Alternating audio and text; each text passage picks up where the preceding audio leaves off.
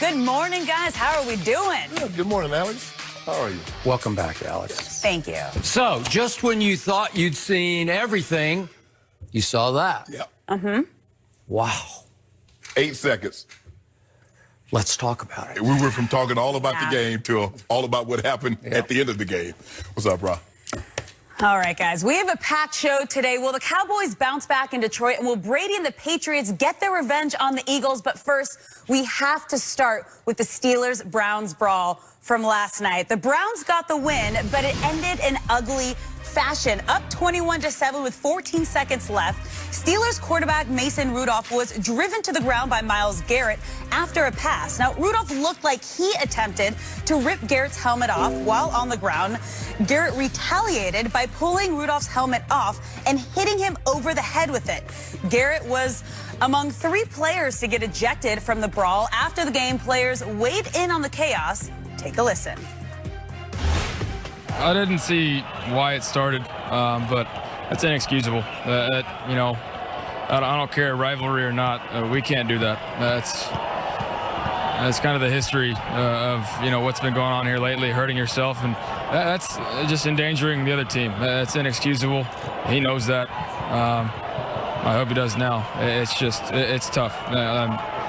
We'll see. I thought it was pretty cowardly, kind of pretty bush league, which, there's plenty of tape out there to watch. I haven't seen it replay, but yes, I really haven't seen anything like that yet. You see somebody rip the helmet off your quarterback's head. What's your reaction to that? You seen it? Locked out. It's bigger than football. Protection. Is that almost like a weapon? I mean, hell, you could have killed him. What if you hit him in the temple? Now, let's be serious. Honestly, that was really hard to watch live. Shannon, have you ever seen anything like that?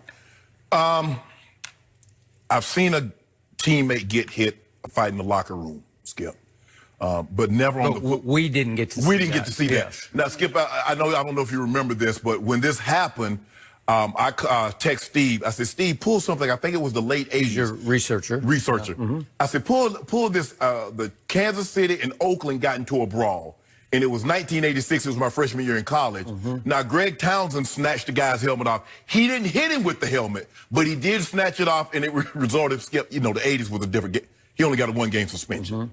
The fines range somewhere between $2,000 and $5,000. I can assure you, the cheapest fine in this situation is probably going to be upwards of $20K. Yep. But no, I haven't seen anybody snatch a helmet. And he was very lucky that he hit him with the back of the helmet, Skip, because if he hit him with the top of the helmet, where the most protection is, because if you notice, Skip, you can bend the sides of the helmet because the most dangerous part of the brain is at the top. So you know what? They put the most protection there. He hits him at the top of his head with that helmet.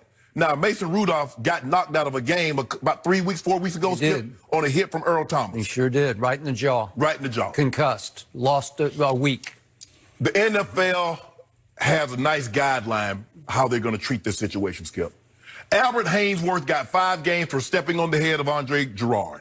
I think it's Gerard. Gerard, okay. Go ahead. For the Dallas Cowboys. He got 5 games. And he didn't have his helmet on. He didn't have his helmet. He didn't have his helmet on. You snatch a guy's helmet off, and you take said helmet and hit the guy in the head. I believe at the bare minimum, he's gone for the rest of the season. Now, if it was me doling out the discipline, I'm going to give him 4 games. I'm going to bleed it into next year. Me too. Agreed. Because you know why, Skip?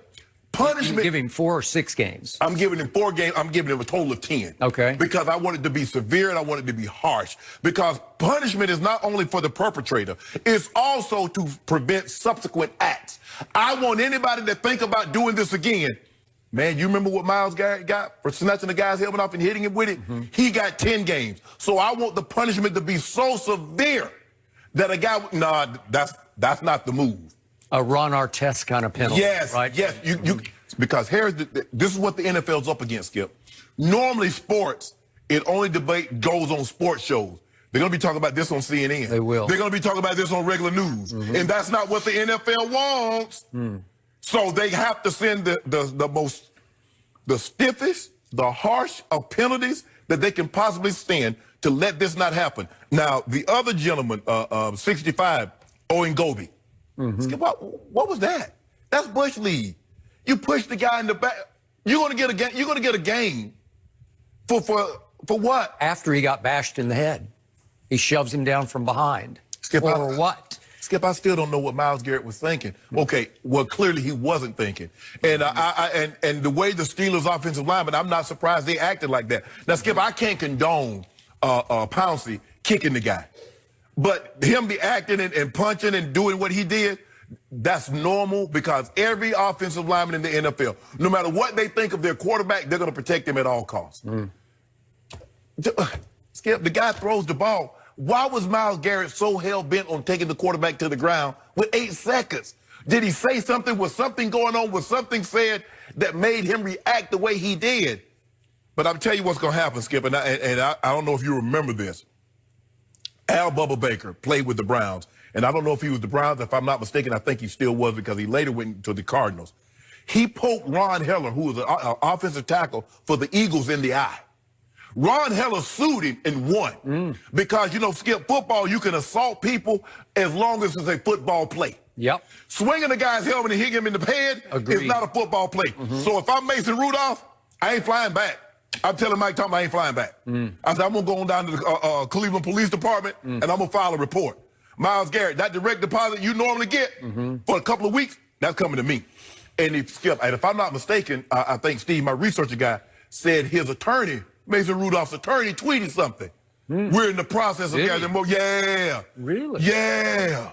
Well, he's within his rights to do just that. Yeah, but Myles Garrett got to go sit this thing down for the rest of the year. And if I'm in charge, now I think this is going to fall up under the preview of Derek Brooks and James Thrash. 6 games, I don't see a scenario, Skip, do it. He avoids the rest of the season. Would I be shocked if it bled into next year? No, I would not. This was assault with a deadly weapon. Yes. So my initial reaction was, in all my years of watching and covering pro football, I've never been so shocked and so shaken by anything I've ever seen on a football field than I was by that. Right. And it caught me off guard because the game was winding down and it was 21-7 and I wasn't ready for that then. Right. Because that's not when that should happen. Right. Because it was clear that the Cleveland Browns had pulled off one of their, you could argue, their biggest win of the year. Absolutely. And I was trying hard to process in the moment the fact that one of the strongest men in the National Football League had ripped off the helmet of another man who plays the one position in this game that the league is trying hardest to protect. Yes. And not only did he pull off his protection, his helmet, then he weaponized it and turned it into a deadly weapon. Yes. And bashed the said quarterback over the helmet with it. I mean, over the head with it, to the point that I immediately saw that it was the underside padding that caught him. Yes. Or we could have a whole different conversation going on right now, because if you catch him with the crown of the helmet on the crown of his unprotected head, could have killed him. Yes. Yeah. Could have seriously hurt him. And the amazing thing. Well, what if he doesn't kill him? What if he just knocks him out?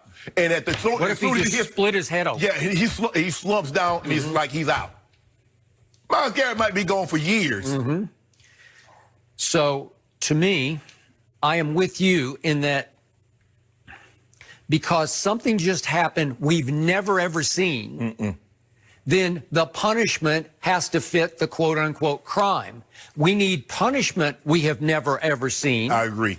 I'm with you, rest of the year, that's 6 games remaining. And to me, just to put an exclamation point on this quote-unquote sentence, I would like to see Myles Garrett gone for game 1 of next year, just to remind everybody one more time, this will not be tolerated. Now, let's get back to your question. What happened? How did this transpire? What detonated this? The game's almost over. As you said, 8 seconds, 5, 4, 3. It's like this is going to be maybe the last play of the game. And Pittsburgh calls a screen pass, on which they do not block Myles Garrett, correct, one of the best pass rushers in pro football. So he is unabated to the quarterback, and he doesn't foul him as in personal, like he didn't land his body He weight didn't on land it. his body, but it was a rub-it-in takedown. Right. And it went on excessively because he would not stop.